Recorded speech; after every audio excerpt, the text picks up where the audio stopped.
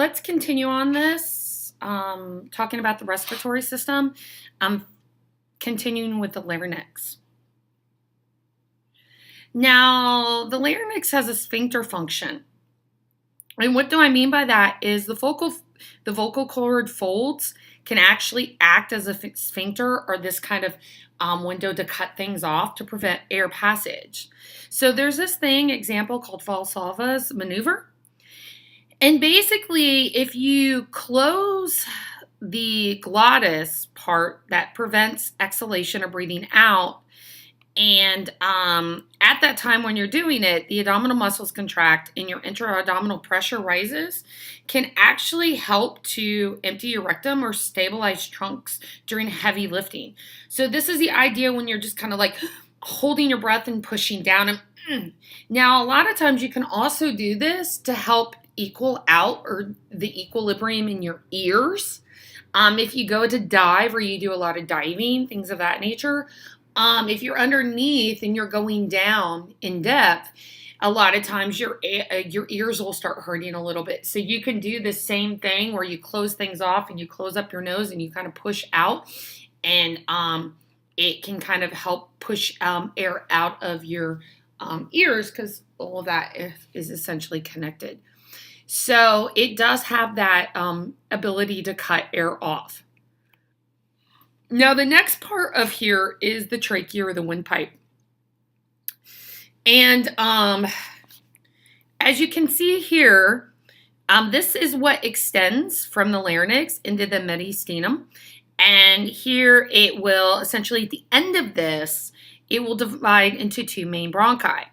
Now, the walls of this, you can tell, are actually divided into the mucosa here, the submucosa, which is here. You can see, so mucosa, submucosa. And you can see some hyaline cartilage that's going to be there. And that third part is the adventitia here. And so these three layers essentially have different functions, and they're composed of different things, right? So this mucosa layer is that first layer that lines it. It has ciliated pseudostratified epithelium tissue, and this is where you're essentially going to find goblet cells. The submucosa is going to, this is going to have the essentially part of this cartilage that you can incorporate in there that helps to keep its shape to prevent it from collapsing. So this basically prevents from collapsing.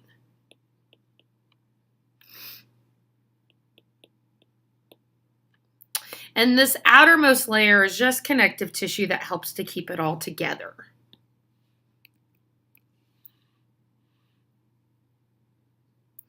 Now, the trachealis is just basically this area. It says it consists of smooth muscle fibers that connect posterior parts of the cartilage rings. And basically, this is the area that contracts during coughing to essentially expel mucus.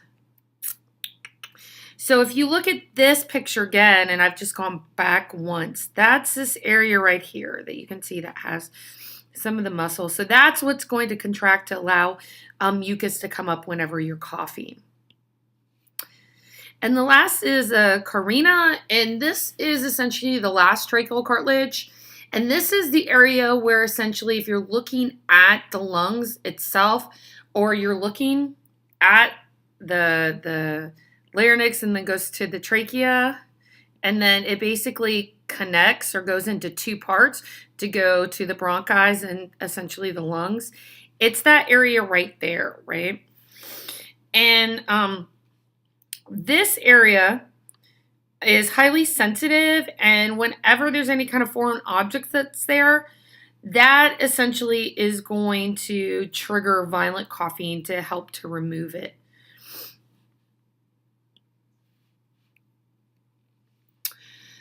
So the problem with certain, especially things like smoking, it can, in the long term, destroy cilia, and cilia are all the little hairs that line this air passageway all the way through.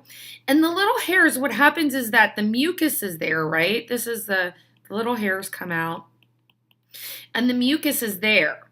Well, the hairs help to push the mucus, right? And move it away.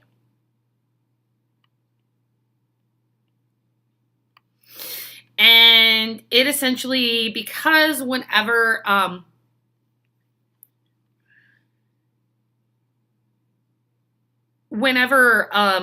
you're breathing, all of those things that come into your nose, all those particles or bacteria or anything you breathe in gets into this mucus, but then the hairs push them off, so that essentially can be pushed down into your digestive system. So the reason why smokers end up having things like respiratory congestions, and they should avoid medications that inhibit cough reflexes, because without that ciliary activity, that naturally happens, right? It's happening all the time while you're breathing, and it's just allowing that drip to go straight down to your stomach. Coughing is the only way to prevent mucus from accumulating in the lungs, and this is the reason why over time you start kind of getting that smoker's cough that happens. Other problems you can have is with the trachea, is that if there's anything that ends up obstructing it, it's actually life-threatening. There's no other pathway for which air can go.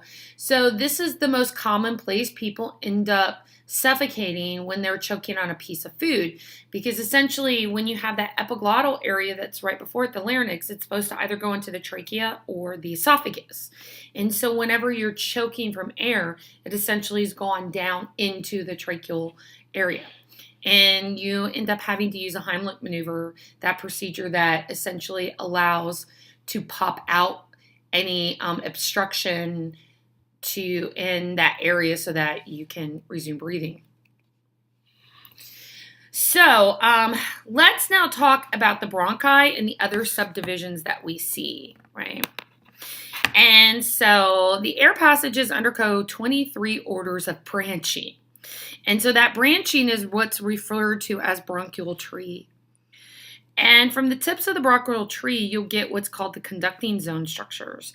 And this basically is going to give rise to the respiratory zone structure. So it's the idea of air coming in from the outside and then actually being put where it can exchange. And so the trachea divides to form basically what's considered the right and left main or primary branches. Otherwise known as the bronchi, right? Now, each main bronchus enters what's known as a hilum of one lung. And that just depends on if you're on the right or left side, whether you're on the right or left lung. And so after this, each main bronchi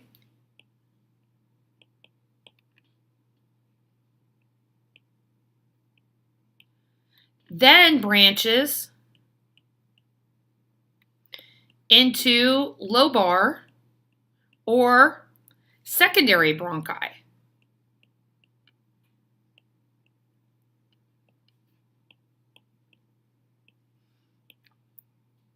Now on here, essentially we have 3 on the right and only 2 on the left.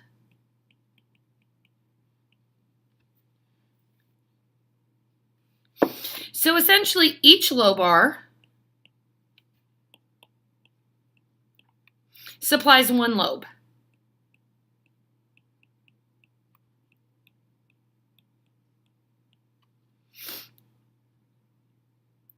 And then if you have secondary branching, what do you think the secondary or lobar branches into? Secondary branches into what's known as, or let me put branches, segmental, which is tertiary.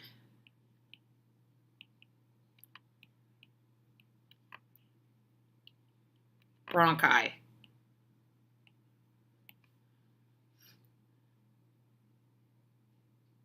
So they keep repeating and repeating and keep getting smaller and smaller. And essentially what you end up getting at the end are bronchioles. These are the smallest. They're normally less than 1 millimeter in diameter. And once you get, basically, you get to the end of the bronchioles, which is called a terminal bronchioli. And that's a point where you're going to start getting into the respiratory zone.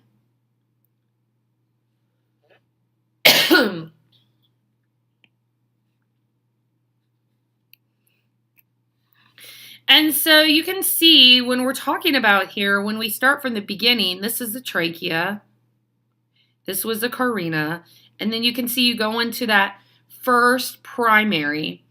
And then essentially you can see as it comes down, it branches here and here, and that's the secondary or the lobar. And then it branches here and here, and that's the segmental or tertiary. And you keep going down and down until you get to the bronchioles. And then at the very end is a terminal. And then you can see on here you have the 1, 2, and 3 lobes here. And here you only have the 1 and the 2. Okay. And so the conducting zone is the zone for which you're passing air from the outside into the inside of the lungs.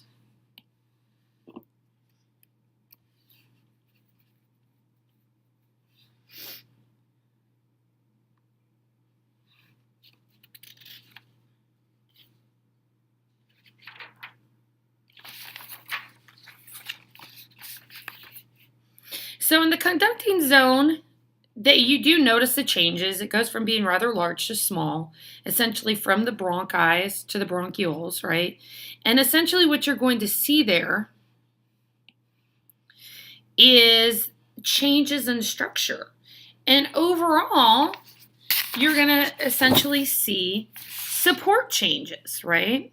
The cartilage rings become kind of irregular plates. And the elastic fiber replaces cartilage altogether because you're going to want more of a give, right? So basically, oops, sorry.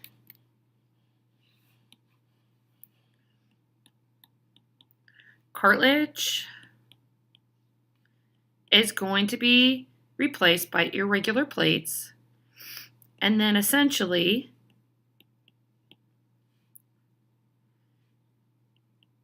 and then when you get to the bronchioles,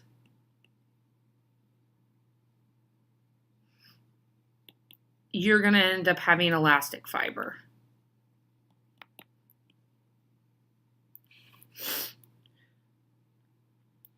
Epithelial types are going to change. You start with pseudostratified colmar, and then that gives way to cuboidal cells. And you start noticing that cilia and goblet cells become less or more sparse because you're going to start getting down farther and farther and farther into the lungs, where most of this you would have caught some kind of debris or particle or intruder by now, and you're getting closer to the respiratory zone. And then the amount of smooth muscle increases as you go through. And essentially, this is going to help provide resistance to air pressure.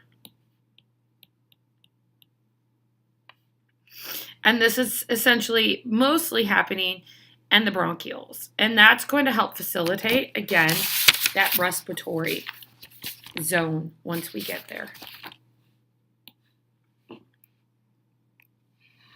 Now, the respiratory zone begins where terminal bronchi feed into the respiratory bronchioles. That leads to the alveolar ducts and finally into alveolar sacs. And the alveolar sacs contain clusters of alveoli.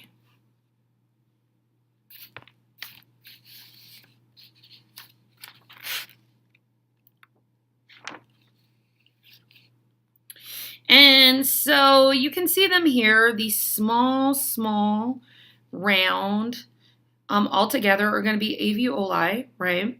And you can see the ducts are those that are leading into those. And the sac is going to be the whole thing right there. And so there are about 300 million alveoli that make up most of the lung volume. And this is the actual site of gas exchange. So this is when we start getting into the respiratory zone. Now, within the alveoli, you actually do have different kinds of cells. And so in here you have type 1 alveolar cells and type 2. And the type 2, which are essentially are these kind of cuboidal cells that we end up seeing, help to secrete surfactants and antimicrobial proteins. And these help to keep the body protected from invasion.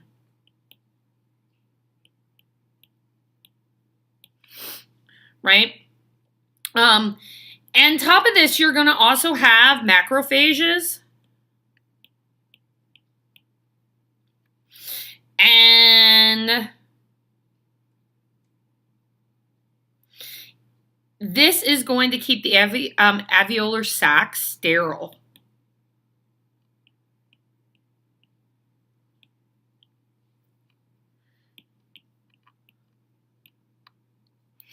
And once all of these things work, essentially you'll have the cilia that are in there that will carry or take away all the mucin and all the dead macrophages and all the surfactants and proteins that are there.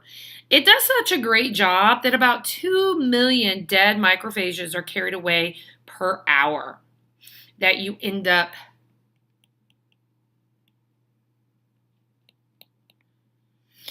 that get taken away by the hair cells, the cilia, and go into your digestive system. So they're pretty good about keeping your alveolar surface pretty clean. Now, on top of the protection that you have from cells like type 2 alveolar cells, the respiratory membrane is really important because it does stuff like it's the blood-air barrier that consists of the alveolar and capillary walls, right? So this is a point that allows gas to exchange across the membrane, and this happens by just simple diffusion. That's no kind of energy input. It's because it's a gas that that's allowed to happen. The structural component is just the regular alveolar cells. These are just regular squamous cells. And if you remember, these are the ones that you identified during tissues. Right? And the alveolar, again, are those cuboidal cells. There's not a whole lot of them in this area. But they're there because if you remember, they secreted surfactants and antimicrobial proteins to allow to keep the area clean. Other important features of the alveoli is that they're surrounded by fine elastic fibers and pulmonary capillaries. The elastic fibers help to give it give, which will allow the extra pressure to happen so that you don't essentially, quote unquote, blow your lung out, right? It gives it some flexibility there. And that's what's going to essentially allow the gas to exchange from the alveoli to go into the pulmonary capillaries. The alveolar also has small pores that allow for things to go through. This will essentially help to equalize pressure throughout the lungs.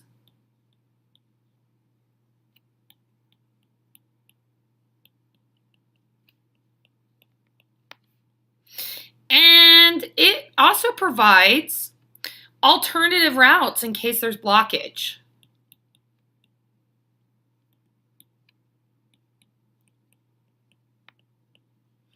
And then, of course, the macrophages, as you say, it allows the surface to be sterile. And you do get about 2 million dead per hour.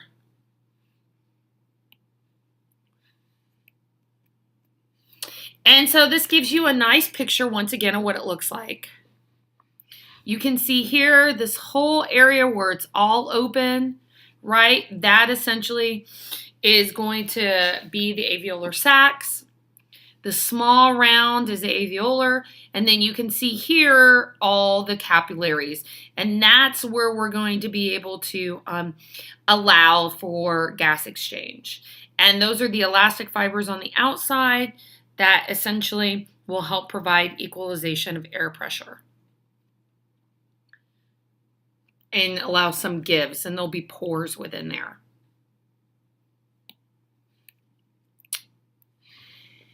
And so this kind of just gives you a nice up close and personal view. Oops, sorry. And so if you look here, this is going to be the area gas is there. You can see that the capillaries are essentially all around those alveoli.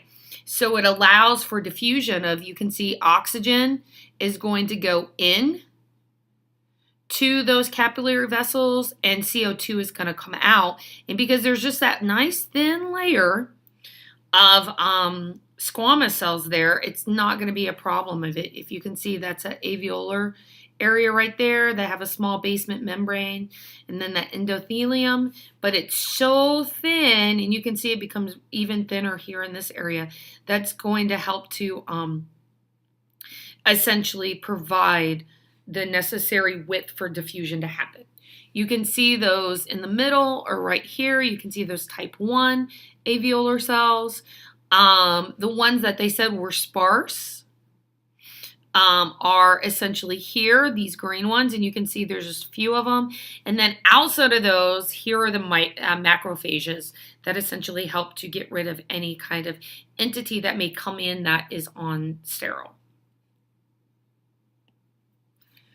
So with this part, I'm going to go ahead and take a break, and then we're going to come back in a few minutes and do the next part of the lecture.